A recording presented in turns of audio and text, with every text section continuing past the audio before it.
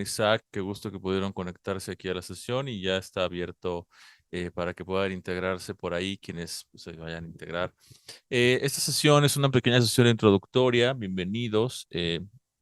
Esta sesión forma parte de un conjunto de actividades que tendremos en el canal de YouTube, en el cual son y serán exclusivas para miembros. Sin embargo, estas primeras sesiones pues, son accesibles para todos para que puedan ustedes darse una idea de las actividades y pues la dinámica que estaremos estableciendo en el canal, ¿no? Hay una cantidad de cursos ahí disponibles para ustedes que son pregrabados, pero tendremos también la posibilidad y estaremos ofreciéndoles unos cursos en vivo. Estos cursos son sobre política, sobre Schopenhauer y también sobre para qué sirve realmente la ética de la cortina.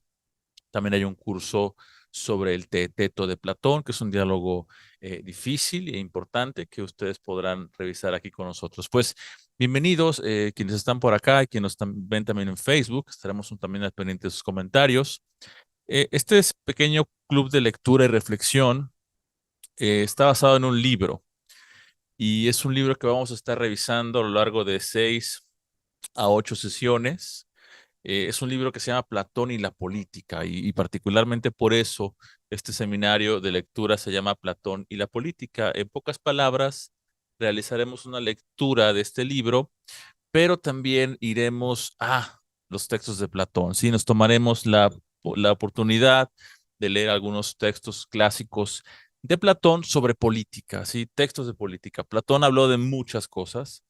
Platón habló de estética, de ontología, de física, de matemática, de pedagogía, de la virtud. Platón tiene una gran cantidad de temas impresionantes, pero este seminario de lectura va a estar dedicado a qué es lo que dice Platón de la política, ¿no? Y ya verán ustedes que Platón siempre es actual, ¿sí? Platón siempre es actual en el sentido de que sus preguntas, sus reflexiones, siempre pueden resonar para nuestro tiempo, ¿no? Platón siempre está presente en cualquier momento, siempre ha sido un autor retomado, reinterpretado, y creo que hoy en día en la actualidad nos conviene y nos haría bien volver a esa concepción que tiene Platón de la política, que entiende Platón por política, cuál es el fin de la política, los problemas de la política y qué podemos esperar en ese sentido del pensamiento y los problemas de la política. Nosotros seguimos siendo animales políticos, ¿no? Como dijo alguna vez Aristóteles, el ser humano es un zoon politicón y en esa medida la política es aquello que nos distingue de la barbarie que reina en la naturaleza y en los animales, ¿no? Nosotros tenemos, diría Platón y Aristóteles, tenemos la capacidad de logos, de entablar diálogo, de encontrar acuerdos entre nosotros, ¿no? Y lo que hace que no nos matemos, aunque sucede también constantemente, que tengamos una cierta tranquilidad, una cierta paz, es la política, ¿sí? El arte de los desencuentros, pero también es el arte de encontrar acuerdos, es el arte del buen gobierno, ¿no? De cómo poder lograr una sociedad bien organizada, ¿no? Donde todos puedan aspirar a una concepción determinada de lo que es la felicidad, ¿no? Ya iremos viendo un poco al respecto de eso, pero el libro del cual estaremos basándonos se llama así, Platón y la política. El autor es un filósofo argentino, Lucas Solares, si no mal recuerdo. Digamos, libro, este PDF va a estar disponible para ustedes. Vamos a colgarles el link en el canal de YouTube, va a haber algún link para que puedan descargarlo. Si no, próximamente estaremos ya habilitando nuestro Telegram para miembros exclusivos del canal. Y hay que decirlo también, este seminario de lectura pertenece al nivel titán filosófico, ¿no? Tenemos 2 niveles en el canal, el nivel amante de la filosofía, que te da acceso a ciertos cursos, pero este seminario es parte del nivel titán filosófico. Entonces, vamos a entablar hoy una pequeña introducción hacia ese contexto de lo que es la política en Platón, ¿no? Quienes están por aquí en el Zoom, los invito, los exhorto a que si en algún momento tienen alguna pregunta, alguna duda, algún comentario que quieran externar, pues levanten la mano y lo podamos escucharlos. Tienen plena libertad ustedes de participar y comentar las sesiones. Yo soy una especie como de guía y mi labor es pues ir guiando esto, pero también esto está para que se abra el debate, para que ustedes comenten, que traigan ustedes sus lecturas o algunos párrafos o preguntas que se les vengan a la mente, ya sea del libro, ya sea que hayan podido leer el texto, pero también sobre lo que hablemos acá. O sea, si yo digo algo que les interesa o que les resulta problemático o que quizá no están de acuerdo, definitivamente me encantaría escuchar por qué no están de acuerdo, cuál es su posición y pues en ese sentido, este club de lectura es para eso, ¿no? Para que nosotros dialoguemos, para que reflexionemos y que entre todos podamos enriquecer la lectura del texto, ¿no? Entonces, no tomen lo que diga yo como una verdad absoluta, sino más bien como una especie de guía, ¿no? En ese sentido, pues bienvenidos a todos, igual quienes están viendo por YouTube. Vamos a comenzar ahora, ¿no? Eh, Quizá los textos platónicos donde Platón se centra más en los problemas de la política es el clásico, ¿no? Que todos ustedes han escuchado, ¿no? El de la República. La República es uno de los diálogos, de los libros más importantes de Platón. A lo largo del seminario iremos viendo por qué es un libro tan importante, no solo en el pensamiento platónico, o sea, en la obra que Platón escribió. Platón sí escribe, ¿sí? A diferencia de Sócrates, que no escribe nada, Platón sí escribe y escribe un chorro de cosas, ¿no? Platón tiene un alma de poeta. Si ustedes lo ven, Platón tiene un alma de un poeta, un dramaturgo por la gran calidad de diálogos que tiene, ¿no? Es todo un dramaturgo, un escritor, digamos, de tragedias, casi, casi Platón, ¿no? Pero la República es un diálogo que juega, digamos, un papel fundamental en su desarrollo. Luego hay otros diálogos, quizás de una importancia un tanto menor, pero está el Critón y particularmente el Político. ¿Sí? El Político es un texto importante, ¿no? No solamente porque el título nos remite a que habla de política. Y por último, las leyes. ¿Sí? Las leyes, que es un diálogo ya de vejez, es quizá, según comentan algunos filólogos quienes se han dedicado a estudiar los diálogos de Platón en su idioma original, según el ordenamiento de la vida de Platón y cómo fue redactando sus obras, este diálogo, las leyes, se encuentra hacia el final de su vida. Y es, según esto, el último diálogo que escribió Platón, las leyes. En estos diálogos, y bueno, también hay que comentar esto para decirlo, no es que Platón solo hable de política en estos tres diálogos. La República, el político y las leyes. No es eso. Los temas políticos, los temas, digamos, que tienen que ver con la felicidad, la política, la vida buena, la virtud, están presentes a lo largo de muchos diálogos. Entonces, encontraremos reflexiones sobre la política también en el Protágoras, en el Gorgias, en otros diálogos de Platón. Entonces, estos son, digamos, los que Platón dedica quizá en mayor medida al tema político, a los temas de la política, que iremos desmenuzando cuáles son, ¿no? Pero en toda la obra de Platón encontraremos una constante preocupación por la ética, por los valores, por la virtud, por la ciudad, por la polis. Entonces no es algo que sea exclusivo de estos tres diálogos, pero estos son, digamos, donde más está presente esa preocupación por la política, ¿no? Entonces, si nosotros miramos la política clásica y en ese sentido, esto podría llamarse filosofía política. Esto es filosofía política. Durante el transcurso del seminario, estaremos distinguiendo, ¿no? Lo que es la tradición de la filosofía política, lo que es también la ciencia política, ¿sí? Que es otra cosa distinta. Y la ciencia política es una cuestión mucho más reciente, pero la filosofía política es, digamos, algo mucho más antiguo que viene incluso desde antes de Platón. Hay algunas reflexiones, pero Platón es quizá, según veremos en el texto, uno de los fundadores del pensamiento político clásico, ¿no? Y ahí estará también nuestro buen Aristóteles. aunque esto ya veremos después qué tal les interesa este tema a los miembros del canal. Si a ustedes les interesa continuar hablando de política clásica, podemos echar un ojo quizás a otro texto como la Política de Aristóteles, ¿no? Que es otro texto básico del pensamiento político clásico, ¿no? Entonces, ¿cuál es el tema? ¿Cuál es, si yo tuviera que decirles, y en esto creo que muchos grandes lectores de la política, eh, estudiosos del pensamiento político clásico, les dirían que quizás el gran tema, la gran pregunta que se hacen los filósofos políticos clásicos es, ¿cuál es la forma de gobierno más adecuada? O sea, la forma ideal para la polis, para la ciudad. ¿Sí?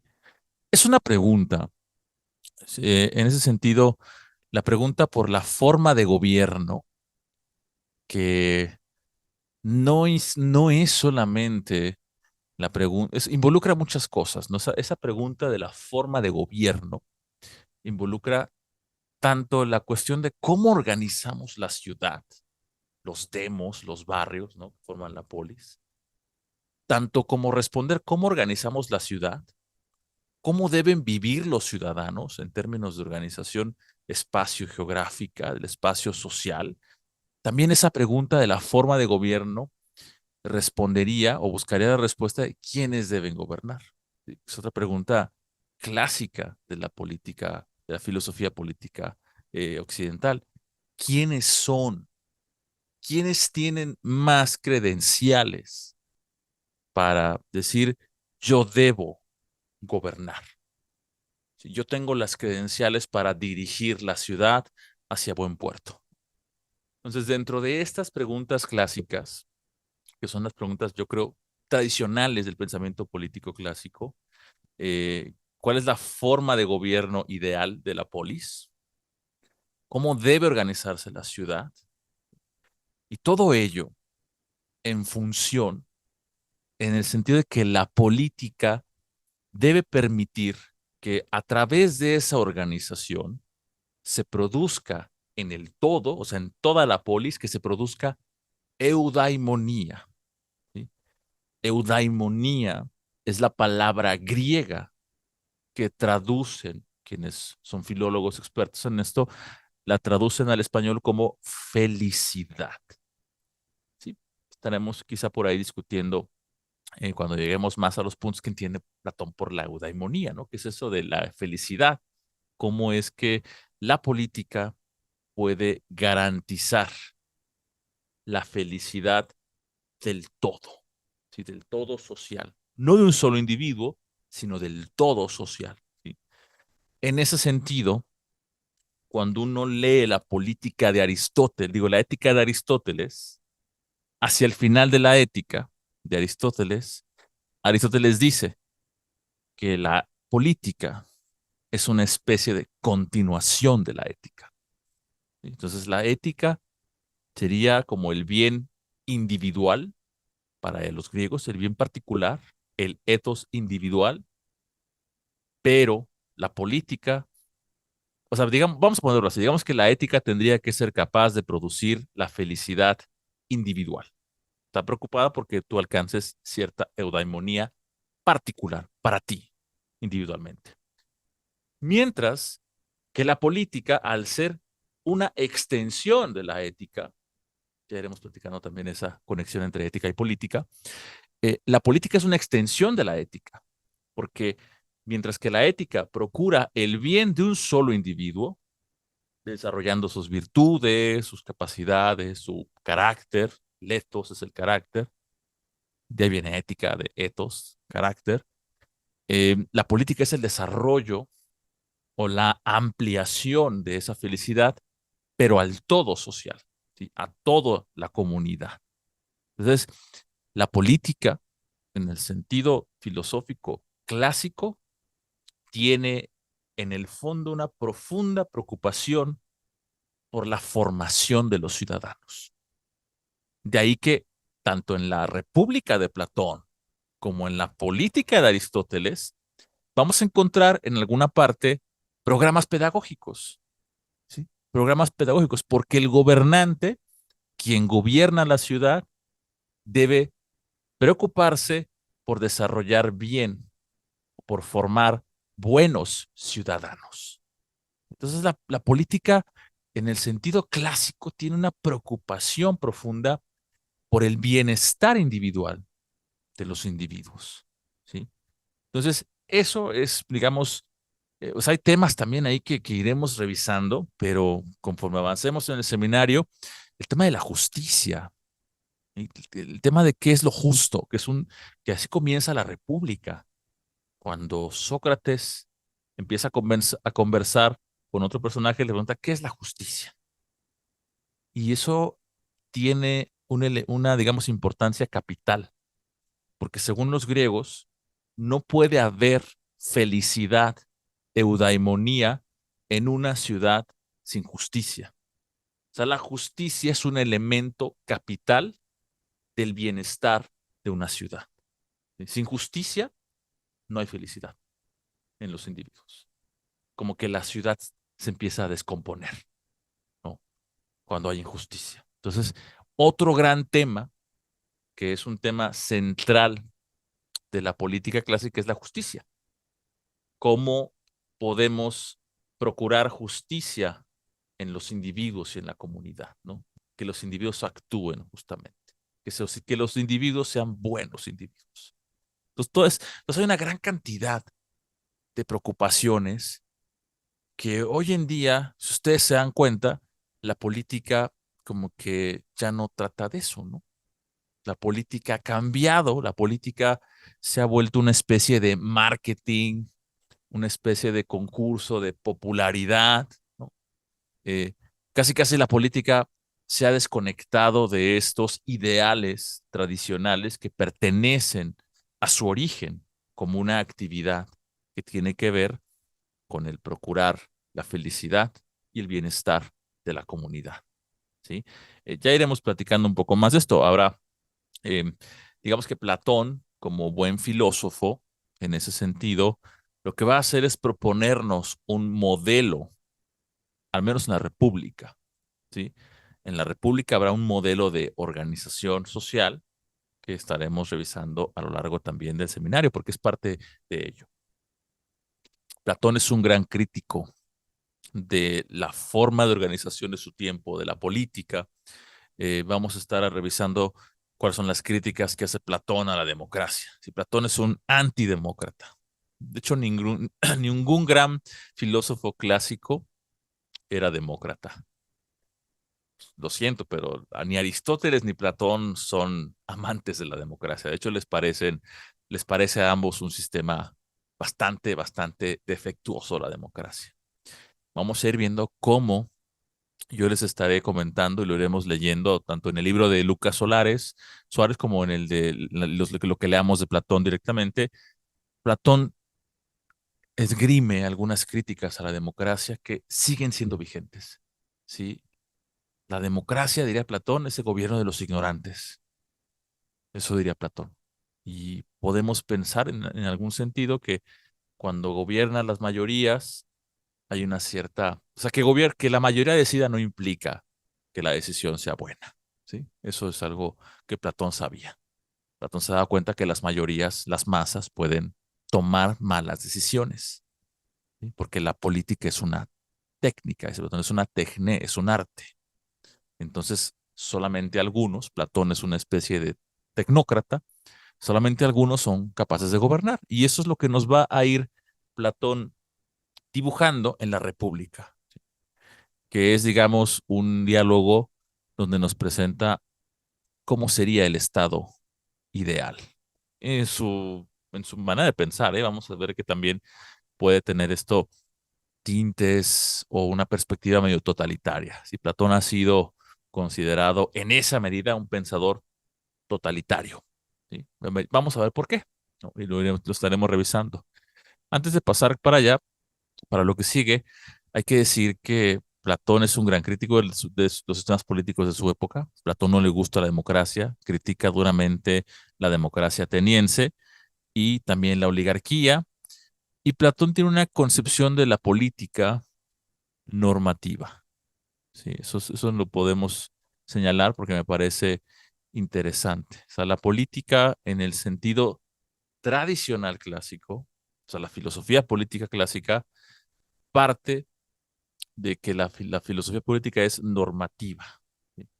Que quiere decir que la política debe decirnos, al menos la filosofía política, debe hablarnos de del deber ser, en ese sentido ideal. ¿Cuál debe ser la forma de gobierno ideal? ¿Quiénes son los que deben ser idealmente los gobernantes? ¿Sí? Entonces, la política, y en ese sentido, al ser normativa, la política tradicional implica asumir cierta valoración, o sea, ciertos valores. No puede haber cierta normatividad si no hay ciertos valores, ¿no? Que se asuman, ¿no? Cuando yo juzgo algo, vamos a ponerlo así, si yo digo que algo es bello, la belleza es un valor, entonces, cuando yo digo que algo es bello, yo ya tengo cierta noción de lo que debe ser la belleza. No puedo hacer un juicio de valor si no tengo ya esa concepción del valor. En esa medida, cuando los filósofos políticos clásicos nos digan, quienes deben gobernar son los filósofos. ¿Por qué? Porque hay un valor que se asume en el fondo, ¿sí? Entonces, la filosofía política tradicional es normativa. Busca decirnos cuál es la forma de gobierno adecuada, cuál debe ser, quiénes deben ser los gobernantes, etcétera. La ciencia política no, es mucho más descriptiva, ¿sí? La ciencia política, en algún sentido, mucho más, digamos, más parco o más, digamos, menos, no es normativa o busca ser, no ser normativa, porque cuando hay un valor, no se puede ser ciertamente objetivo. Entonces la ciencia política se conforma con hacer descripciones. Bueno, una pregunta que se podría hacer la ciencia política en la actualidad es, bueno, ¿por qué la gente está tan descontenta con la democracia? Entonces empezamos a hacer encuestas, vamos a preguntarle a la gente, hacemos una muestra metodológicamente representable de una comunidad y entonces sacamos resultados, análisis, hacemos una gráfica y decimos, la gente está descontenta con la democracia por tales y tales y tales razones y esta es la razón que tiene más votos y luego esta y esta. Estamos describiendo un asunto político. ¿Por qué la gente está descontenta con la democracia? Ahí no hay valoración. Estoy describiendo una realidad sociopolítica. Y en eso la ciencia política no es filosofía política. No hay no hay un compromiso con defender, en cierto sentido, algún tipo de valoración, porque eso tiene problemas de ideología y de prejuicio que no permitirían la objetividad. Pero no nos meteremos en eso a fondo. Vamos a distinguir nada más pues, qué entiende la filosofía política por eso. Pero bueno, esos serían un poco los diálogos que iremos tratando, ¿no? En ese texto, Lucas Suárez dice Platón, a diferencia de los filósofos de su tiempo, a los que se les permitía seguir estudiando hasta el fin, tachados y con razón de inútiles y descomprometidos con la cosa pública, hasta sus últimas consecuencias, imperativo que da cuenta, por lo demás, de la estrecha relación individuo-polis, también hablaremos de eso en el seminario, ¿no? Hay una relación importantísima entre la ciudad y el individuo, ¿sí? La ciudad y el individuo en la política clásica están tan compenetrados que, por ejemplo, si tenemos un gobierno corrupto, tendremos ipso facto, o sea, luego tenemos por consecuencia ciudadanos corruptos. Si tenemos un gobierno injusto, una forma de gobierno injusta, tendremos ciudadanos injustos. Pues por eso tanta tensión, tanta, digamos, importancia a la forma de gobierno en Platón.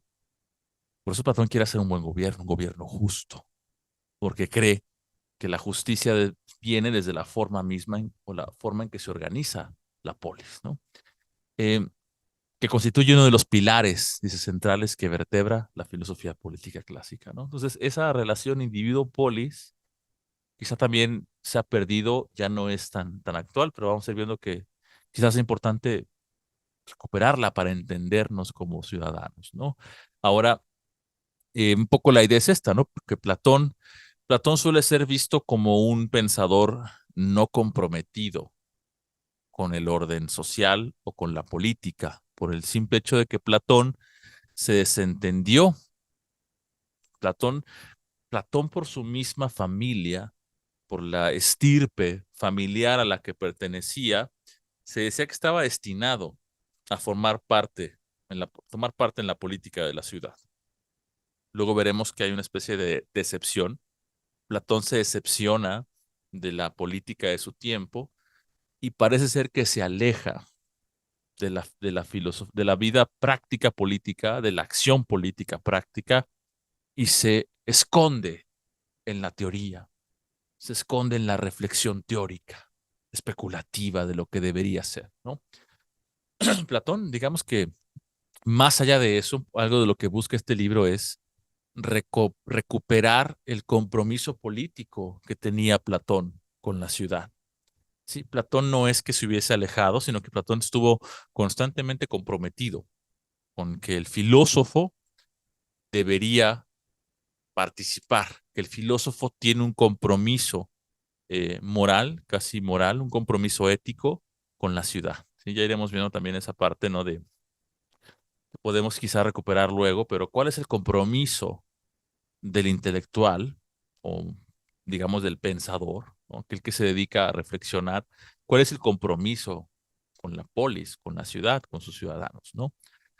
A tal punto que dice Platón, no habrá tregua para los males de las ciudades ni para los del género humano, a menos que coincida la filosofía y el poder político. Podría decirse que Platón labró, dice, el acta de nacimiento de la filosofía política clásica, forjando los conceptos básicos sobre los cuales se sentará todo el edificio teórico de la filosofía política. Suárez nos dice aquí que Platón es el origen, en buena medida, de todos los grandes temas de la política occidental. ¿Sí? Todas las reflexiones y los conceptos van a ser de alguna manera eh, trazados por Platón, ¿no? Y Aristóteles también reconoce esa deuda que tiene con Platón, ¿sí? Mucho de lo que dice Aristóteles tiene un origen en ideas platónicas. Aristóteles pasó 20 años en la academia, eso no es poca cosa, ¿sí? No es poca cosa pasar 20 años en un lugar donde se imparte el pensamiento o las reflexiones de Platón, ¿no? Pero atención sobre esto. Esta idea es importante, ¿no? La que dice al principio. No vamos a resolver los problemas de la humanidad, de las ciudades, ni del género humano, a menos que coincidan filosofía y poder político, ¿no? Esta es la idea, la famosa idea del filósofo rey. Sí, Platón piensa que al colocar a los filósofos en el poder político, si la filosofía llega al poder político, entonces el filósofo será justo, porque el filósofo conoce la verdad, conoce este reino ideal de verdades eternas, y el filósofo podrá organizar y gobernar una ciudad de manera justa. Sí, como no, ¿no? También hay que tomarlo con pinzas eso, ¿no? Platón en realidad era filósofo y claramente pues pensaba que los filósofos deberían gobernar, ¿sí? Entonces, si Platón hubiese sido carpintero, quizás hubiese pensado que los carpinteros deberían gobernar, pero vamos a ir analizando en el seminario cuáles son las ideas que tiene Platón sobre por qué los filósofos son los adecuados para gobernar, ¿no? En la República dice un tanto lo siguiente, y es por eso que es un puesto importante la política para Platón. Dice, porque la política y el pensamiento político tendría como objetivo el mejoramiento de los ciudadanos, o lo que es lo mismo, dice, la consecución del bien o felicidad de la comunidad política. Sí, la política es una labor muy noble, diría Platón. Es quizá la más noble de las tareas, porque el político es para Platón el que está encargado del bien o de la felicidad de la comunidad social y política, ¿no? O sea, no es poca cosa, ¿no? Hablar de la felicidad de los ciudadanos, ¿no? Y lo dice justamente Platón, la República. Dice, porque nuestro examen es sobre lo más grande que puede darse. ¿Qué es más grande, dice Platón, sobre la vida, sobre la buena o la mala vida? ¿Vivir bien o vivir mal como seres humanos? ¿No? Es una gran pregunta la filosofía política. Entonces, y es importante en ese sentido para la vida humana el relacionarnos y el tener acuerdos y el gobierno. Si seguimos teniendo gobiernos, desde que tenemos memoria, existen formas de organización política. Y en esas formas de organización política, unos gobiernan y otros obedecen, ¿no? Ahora, esas relaciones de gobernanza, de gobierno, gobernados y gobernantes, ha sido reflexionada y teorizada por muchos filósofos. Platón fue uno de los primeros que realizó estas reflexiones y además propuso un modelo de gobierno, de organización política, que es el que estaremos revisando a lo largo del seminario, ¿vale? Antes de seguir avanzando aquí, quienes están aquí en el chat, Paula y Ramón, no sé si quieran comentar algo al respecto de lo que he dicho hasta ahora, alguna duda, algún comentario, los leo o los escucho. Yo tengo una pregunta respecto Dime. a la relación de la polis con el ciudadano. Ujú, Quería saber si es forzoso que el ciudadano, bueno, que haya como un orden, como algo estructurado en donde el ciudadano tiene que ser el principio de una buena polis, o al contrario, la polis te va a otorgar, ¿no? Como los recursos para que el ciudadano no se corrompa. No sé si haya un orden o ujú. si, pues, Platón lo consideraba, no sé, como en el mismo nivel, ¿no? Como en un círculo, digamos. Ok, vamos a ponerlo en esa medida, vamos a ponerlo así claramente, ¿no? Tu pregunta es interesante, digamos que está bien planteada, tiene que ver con el tema, solamente que parece olvidarse un poco de lo siguiente. Mm. La ciudad, la polis para los griegos, no es un constructo social. No estamos, no estamos en el pensamiento político del siglo XVI, XVII de los contractualistas modernos, que piensan que la sociedad civil y el orden político es una especie de resultado de un contrato social que establecen las voluntades de individuos racionales. Eso hace que, primero, la sociedad y el Estado son algo artificial para los modernos, para los filósofos políticos modernos. Es algo artificial.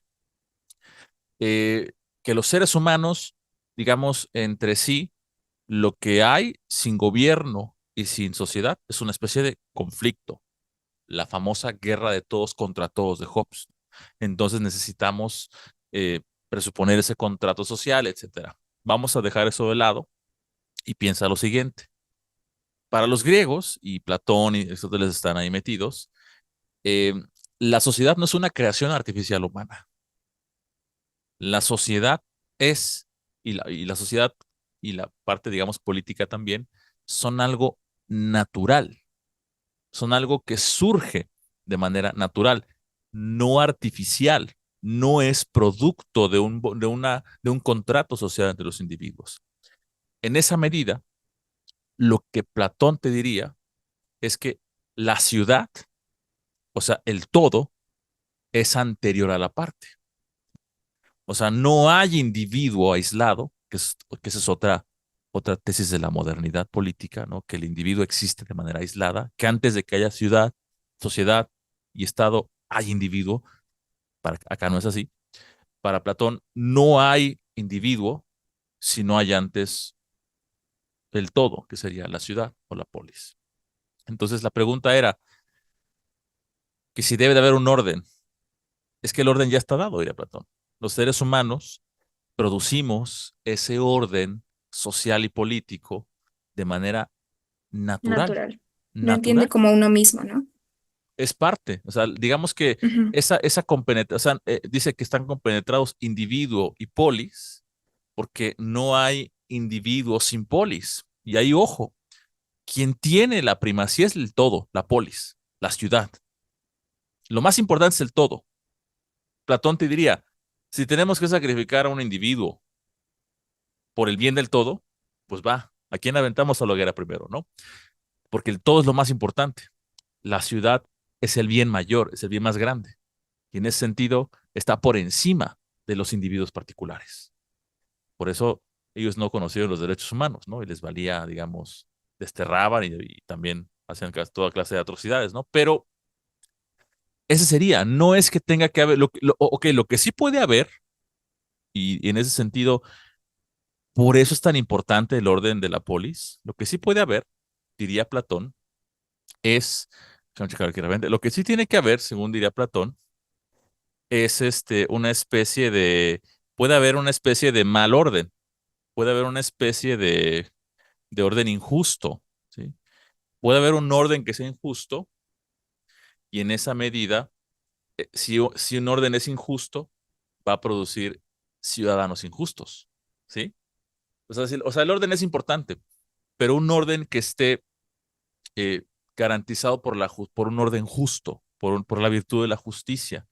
Y creo que esa sería una parte ahí importante. O sea, puede haber formas de gobierno malas, claramente las hay, formas que corrompen la ciudad.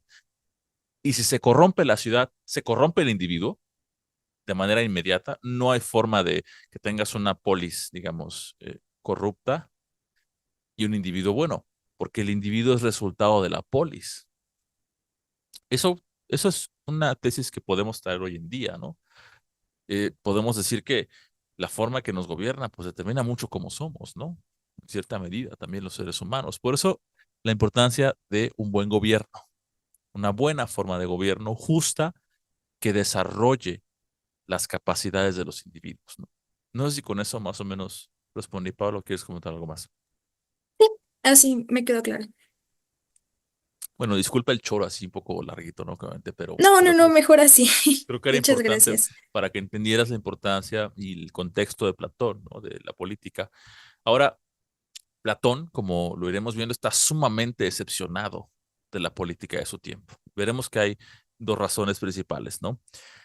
La primera es la muerte de Sócrates, ¿no? Y de alguna manera, la muerte de Sócrates es un hecho que marca profundamente a Platón al punto de que desiste de cualquier interés de participar en la política, ¿no? Se retira a la reflexión, ¿no? A la pura teoría, a la pura especulación, cuando pudo haber formado parte de algún puesto político, ¿no?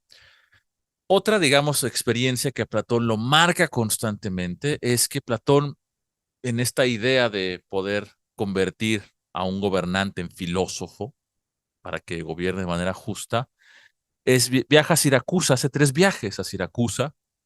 Primero, para ayudar al tirano Dioniso, ¿no? El viejo, que le va mal, o sea, no le va bien a Platón en esos intentos, pero hace 3 viajes, además, Platón era terco, ¿no? O sea, era un terco porque va al primer viaje tratando de aconsejar a Dioniso para que se interese en la filosofía, pueda tener un gobierno justo, y parece ser que termina harto Dioniso de él, y Platón acaba vendido como esclavo, ¿no? Por ahí en Egipto, cerca de Egipto, ¿no?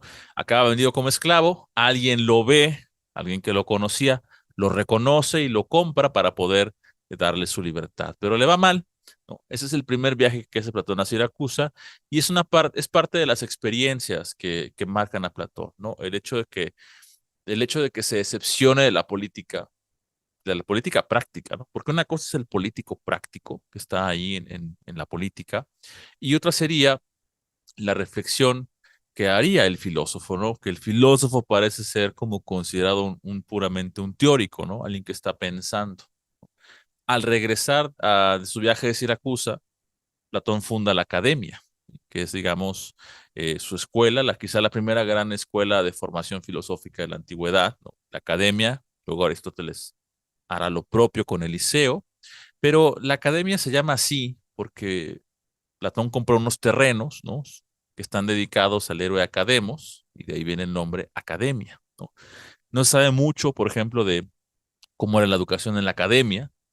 Era, digamos, un grupo bastante cerrado y hermético, ¿no? Platón imitaba y conoció los textos de los pitagóricos, de la secta de los pitagóricos, y el modelo, digamos, de educación parece ser similar al de una secta cerrada. Todos no sabemos mucho de cómo se enseñaba en la academia, pero quizás si le creemos a Platón en su propia República, donde en el libro 7 hace un modelo educativo, parece ser que lo que se enseñaba en la academia era matemática, astronomía, armonía como teoría de los números, ¿no? De los compases, ¿no? Dialéctica, que sería, digamos, la máxima ciencia, la ciencia de lo absoluto, del bien, de lo que alcanzan a ver las formas en sí mismas, ¿no? Platón nuevamente, pues ya fundando la academia, vuelve a viajar a Siracusa, ¿no? Vuelve otra vez a hacer un segundo viaje, ¿no? Un dato interesante aquí es que Platón pensaba que la academia podría ser un lugar para formar consejeros políticos. Y algunos lo lograron, ¿eh? Algunos alumnos de la academia se convirtieron en políticos o formaron parte de ciertas comitivas digamos, en la asamblea, ¿no? De la polis, ¿no? La academia tampoco es un dato, creo, así como banal, ¿no? Funcionó hasta el 529 después de Cristo, ¿no? O sea, funcionó más de 500 años estuvo abierta la Academia de Platón hasta que Justiniano la clausura, ¿no? Porque no permitía, emitió un edicto donde decía que los paganos no podían enseñar filosofía, ¿no? Y entonces cierra la Academia en el 529 después de Cristo, ¿no? Cuando la abrió Platón en el 387 antes de Cristo, ¿sí? Casi más de 500 años no estuvo abierta la Academia. Platón luego vuelve a hacer un viaje a Siracusa, ¿no? El segundo viaje, ¿no? Muere Dioniso el viejo y luego su hijo, Dioniso el joven, asciende al poder, ¿no? Y Dion, que es, digamos, tío, o sea, hermano de Dioniso, es tío del joven Dioniso, que asciende al poder y se hace amigo de Platón, lo vuelve a invitar a Platón, prometiéndole que ahora es un joven, el joven Dioniso, y que tiene aptitudes, es más favorable para la filosofía, le interesa, ¿no? Y Platón pues dice, bueno, va otra vez, segundo viaje a Siracusa, ¿no? Segundo viaje, y si lo ven, Siracusa está por aquí está Siracusa, ¿no?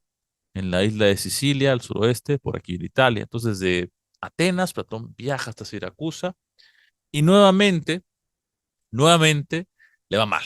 ¿Sí? Le va mal porque el niño o el joven se muestra vanidoso, ¿no? Y no le hace caso, ¿no? Y Platón nos deja un vestigio de esto en la carta 7, ¿sí? En la carta 7 él narra cómo, dice, Dion lo invitó nuevamente y dice, ¿qué ocasión mejor podemos esperar que esta que ahora se presenta por una especial gracia divina, ¿no?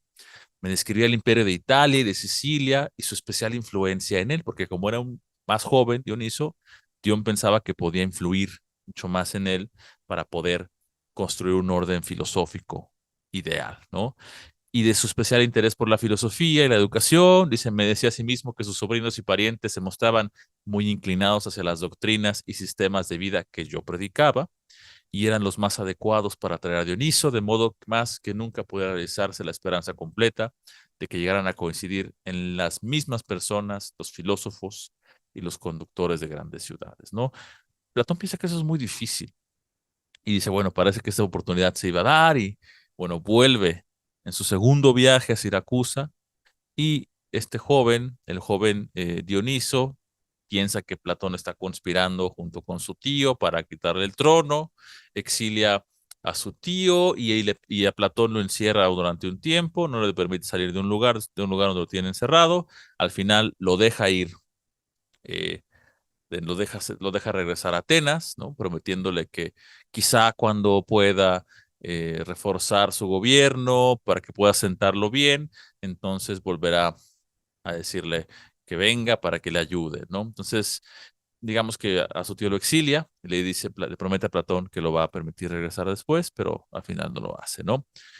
Platón vuelve a viajar otra vez, ¿no? Tercer viaje, ya con 67 años, ¿no? A hacer del tirano un verdadero filósofo, ¿no? Pero la situación fue todavía peor, ¿no? Entonces, no lo logra Platón. Y estas experiencias de no poder hacer que la filosofía influya en la política. Parece ser que la política y la filosofía nunca van a coincidir, que quienes gobiernan nunca van a ser filósofos, ni tendrán la capacidad de ser filósofos, y que los filósofos, pues aunque son filósofos, nunca van a tener acceso al poder político, o sea, a gobernar, a dirigir, a tomar decisiones por la comunidad y por la sociedad, ¿no? Entonces, eso pues forma parte de las experiencias decepcionantes de Platón, cuando Platón intentó influir en la política.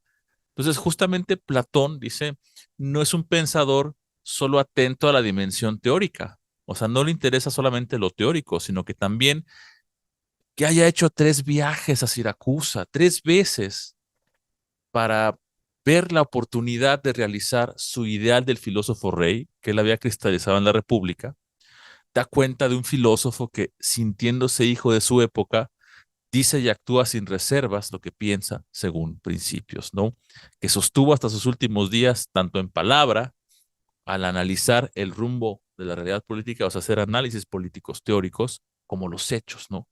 Entonces hay un compromiso, dice Platón, que debe asumir un auténtico intelectual con los debates teórico-políticos de su tiempo y con el destino de su país, ¿no? Esto lo iremos viendo también, pero es la actitud que Platón veía en un verdadero ciudadano, ¿sí? El compromiso político, el compromiso con la ciudad y con el destino de la propia polis, ¿no? Em, por eso, digamos que para poder ir avanzando un poco hoy, vamos a ver ahora el orden y la cronología así rápidamente de los diálogos platónicos, ¿no? Platón nace en el 427 a.C. y lo que tenemos al principio, en un primer momento, son los llamados diálogos socráticos o de juventud, ¿no? Que son, digamos, los diálogos de Platón donde tenemos una actitud todavía mucho más cercana, según quienes han organizado estas cosas, más cercana a la actitud socrática. Son socráticos porque estos diálogos, la Apología, el Critón, el Cármides, el Hipias, el Laques y el Protágoras, todavía no están presentes las grandes ideas de Platón, ¿sí? Hay preocupaciones éticas, morales, políticas, sociales, estéticas, pero no hay todavía una propuesta propia de Platón, ¿sí? Por eso se les llama diálogos socráticos, ¿no? O diálogos de juventud, pensando que son compuestos por un joven Platón que apenas está en búsqueda de su propio pensamiento, ¿no? De su pensamiento original.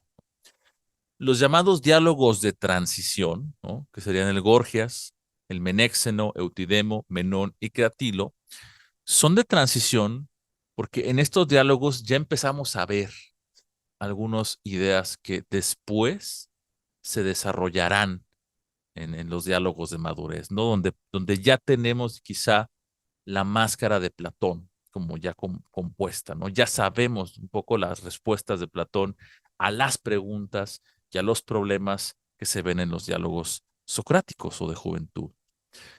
Los diálogos de transición serían pues eso, como hay como que vistas a las posibles o próximas teorías que conocemos de Platón, el mundo de las ideas, la reminiscencia, ¿no? De que el alma transmigra y que el alma es inmortal, la teoría de las ideas, ¿no?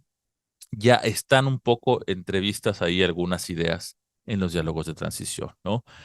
Los diálogos de madurez son 4, que se consideran los diálogos donde ya tenemos al Platón más pleno, el Platón más acabado, ¿no? El Platón que ya tiene un sistema, ¿sí? El Platón que ya tiene un sistema filosófico. Por eso son diálogos que se les llama de madurez, porque habla de que ya hay un sistema ahí elaborado y en esos diálogos se presenta, ¿no? El primero es el Fedón, que como ustedes saben, en el Fedón se habla de la inmortalidad del alma, ¿no? Es la muerte, digamos, de Sócrates, lo que hace Sócrates en sus últimos momentos al ver la cicuta. Y por último, digamos, bueno, al final en ese diálogo en el Fedón aparecen ya las formas. Es el primer diálogo en el Fedón donde tenemos una descripción de lo que son las formas, las ideas, y por eso se considera un diálogo de madurez.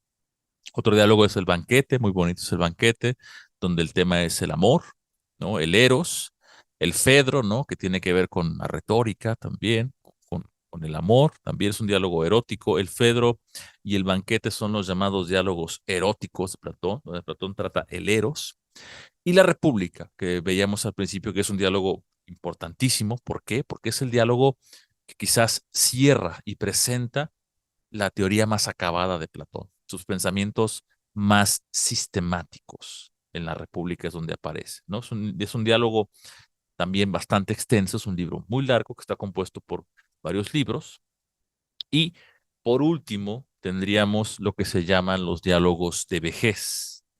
¿Sí? Esos diálogos son complicados, son diálogos difíciles, pero son diálogos donde aparecen otros temas, ¿no? El Parménides, que es un diálogo sumamente difícil, el Teeteto, que tiene que ver con el conocimiento, donde tenemos también nosotros el curso de lectura del Teeteto, también aquí en el canal, el Sofista de Platón, donde habla de las formas, el Político, que también revisaremos algunas cosas en el curso, el Filebo, donde habla un poco del placer, ¿no? También el Timeo, donde presenta una especie de explicación de la creación del universo, ¿no? Que será muy influyente en la Edad Media, el Timeo de Platón, el Critias, el Critias, las leyes, que es un diálogo, quizá los últimos, el último que escribió Platón, y la carta 7, ¿no?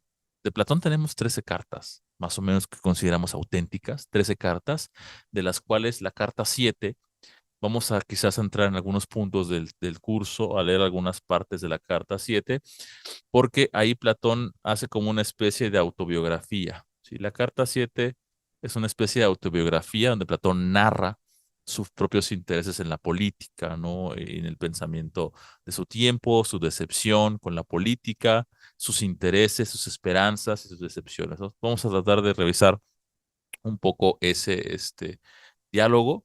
Vamos a ver varios diálogos, ¿no? A lo largo del seminario. Yo espero que puedan ustedes ir leyendo algunos diálogos que por ahí les comentaré más o menos cuáles, pero vamos a estar revisando conforme vayamos avanzando en el texto, vamos a estar revisando algunos diálogos, ¿no? Déjenme ponerles aquí algo rápidamente del texto, ¿no? Para que ustedes puedan revisarlo, ir checándolo. Aquí está, ¿no? Es este texto, ¿no? El texto que vamos a estar revisando en el seminario, basta ya un poco de lo del contexto, es este, ¿no? Platón y la política de Lucas Soares, ¿no? Y vamos a ir viendo que este texto está dividido son tres partes, ¿no? Y la conclusión. Para la siguiente sesión vamos a revisar esta parte, ¿sí? Esta parte que es, ya hicimos, lo que yo acabo de explicar en estos momentos ha sido una especie como de la aproximación biográfica y la introducción, ya eso lo pueden quitar, yo lo acabo como de resumir, pero para la siguiente sesión vamos a enfocarnos en esta primera parte del texto, ¿no? La primera parte del texto que se llama Hacia una fundamentación epistémica de la política, ¿no? La misión político-religiosa de Sócrates en la apología. Entonces, por aquí, les recomiendo por ahí, lean el texto de Suárez primero, lean el texto y luego, si tienen chance, oportunidad, lean un poco de la apología de Sócrates, ¿no? El alejamiento de Sócrates de la vida política activa y la contraposición entre vida pública y vida privada. Vamos a revisar un poco eso. La distinción entre vivir y vivir rectamente con arreglo a lo justo en el Critón, que es un texto, diálogo chiquito, el Critón, sobre lo justo, la personificación del Estado ateniense y de sus leyes, ¿no? La fuerza de la ley y el compromiso político, ¿no? Los orígenes de la ciencia política en el mito de Prometeo del Protágoras y el tópico de la enseñabilidad de la virtud política. Pues hasta ahí, con eso vamos a continuar la siguiente sesión. La siguiente sesión ya entraremos de lleno al texto y entonces tendrían ustedes en teoría que leer de la página 29 a la 68, ¿sí? Por ahí. Entonces vamos a leer, vamos a tratar de tardarnos 2 sesiones por cada capítulo. Entonces traten para la siguiente sesión de leer estos del 1 al 3 hasta la página 68. Y si tienen chance, si tienen oportunidad, yo les recomiendo que lean o la Apología o el Critón, ¿sí? O la Apología o el Critón. Según ustedes vayan leyendo el texto, lean el que más les haya llamado la atención de lo que leyeron en el texto de Suárez, ¿sí? Léanlo. Si les llamó más la atención lo que decía sobre el vivir rectamente, pues lean el Critón. Si les llamó la atención la parte de Sócrates y la apología, pues lean la apología de Sócrates, ¿no? Ambos textos son textos cortitos, no son textos tan largos, pero les recomiendo eso y ya sobre la marcha podemos ver si seguimos leyendo otros textos como el Protágoras o el Gorgias, ¿no? Pero vamos a estar tratando de, digamos, de a la par de que leemos este libro de Soares, que se llama Platón y la política, que podamos revisar también algunos diálogos y traer ideas y ver qué tanto estamos de acuerdo con lo que dice Soares de lo que estamos leyendo en el diálogo. Entonces también será una experiencia en la que podremos leer un poco de Platón, de los diálogos directos y tratar de entender con la misión de entender su visión de la política, ¿sí? De la polis y de la ciudad, ¿sí? Conforme vayamos avanzando, si les interesa, podremos, digamos, enviarles por el grupo de Telegram o de WhatsApp que ya estamos por habilitar algunos textos adicionales que hablen sobre historia política de Atenas, de Grecia antigua, para que tengan un poco más también de contexto. Entonces podemos irles recomendando también bibliografía, buena bibliografía, porque siempre he dicho que para aprender filosofía no hay que leer cualquier cosa, hay que leer buenos textos, ¿sí? Cuando uno lee malos textos, y por eso es importante, cuando uno estudia filosofía, la bibliografía es importantísima, ¿sí? Porque si te recomiendan buenos textos, textos que te nutren tanto en contexto histórico como en ideas o interpretaciones, cuando te recomiendan buenos textos, te ayuda y te forma, ¿sí? Eso es importante y aquí tratamos siempre de recomendarles pues bibliografía de calidad, ¿no? Y la mayoría, lo bueno es que se las podemos proporcionar en PDF, ¿no? Entonces, Pablo, no sé si tengas alguna duda o algún comentario. Este seminario, este club de lectura es quincenal, entonces tienen ustedes 15 días para leer esta primera parte del texto de la página 29 a la 68, 67. Creo que está bastante lograble el objetivo, que serían 60 páginas, y nos veríamos entonces el día 15 de febrero, ¿no? Un día después del amor y la amistad. Nos veríamos el sábado 15 de febrero para explicar, comentar e ir leyendo quizás algunas partecitas del texto, ¿no? Entonces, yo los invito a que lean lo que puedan. En mi caso, sí, vamos a abrirlo, ¿no? Ya esta semana que viene. Estamos por abrir, vamos a habilitar dos grupos de Telegram. Eh, no estamos como todavía muy decididos si es Telegram o WhatsApp, pero estamos analizando ya las ventajas de cada uno, pero va a haber dos grupos, uno para general, para todos, y otro para los miembros Titán Filosófico. O estamos pensando si uno para cada uno. Entonces, no, estamos todavía como por decidir eso ya, pero ya el lunes quedaría más tardar ese grupo de Telegram para que podamos estar en una comunicación con nuestros miembros del canal de una manera mucho más cercana para mandarles material, contenido, cosas que les puedan servir en su formación filosófica. Eh, Paula, Adrián, ¿tienen alguna duda o un comentario sobre esto? De la No, por mi dinámica de esto. parte, ninguna. Ah, bueno, solamente Ujú.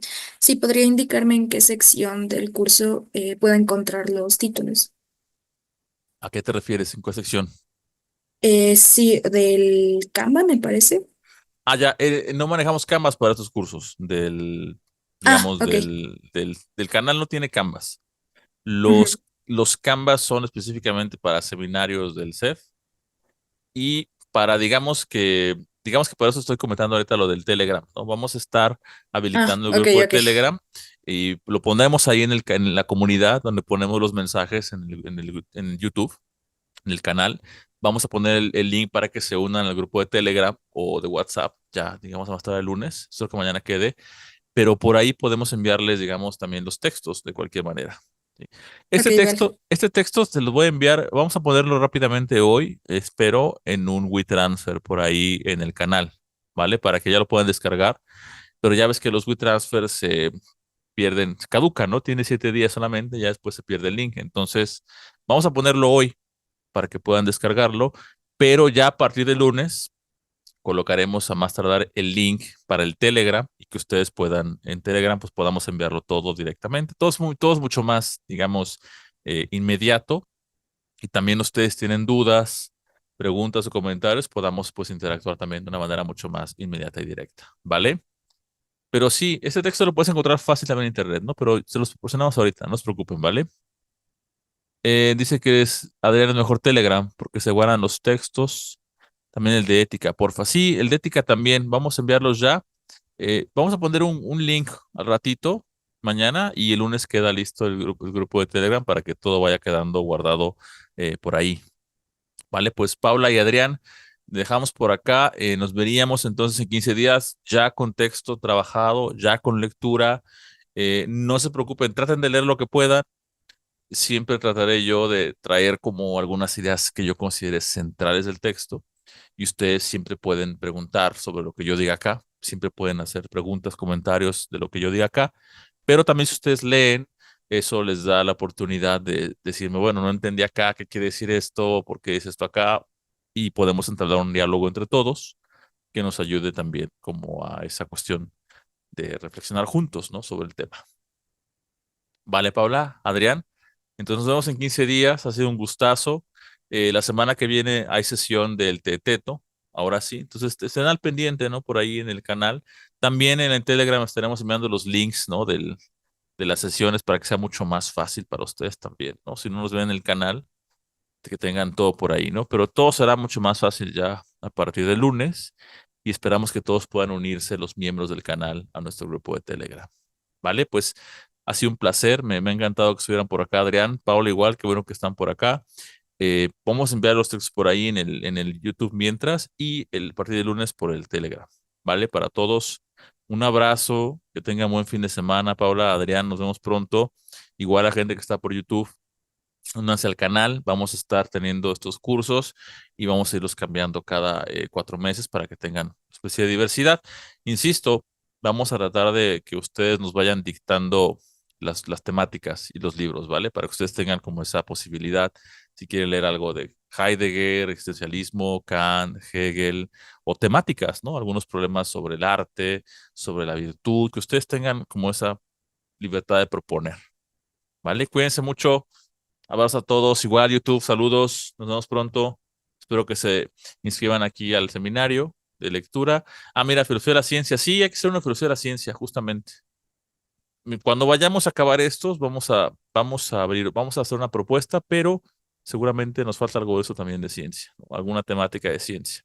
Entonces, estaremos al pendiente y quizá también por el canal de Telegram podamos ya generar estas encuestas para atender a sus intereses, ¿no? Y que puedan ustedes avanzar y progresar en los temas que les llaman la atención. Pues a todos un abrazo, que estén bien. Saludos, que pasen excelente fin de semana y buen puente a todos. Buen puente porque el lunes es puente. Nos vemos por ahí si están en seminarios en la semana o en otros cursos.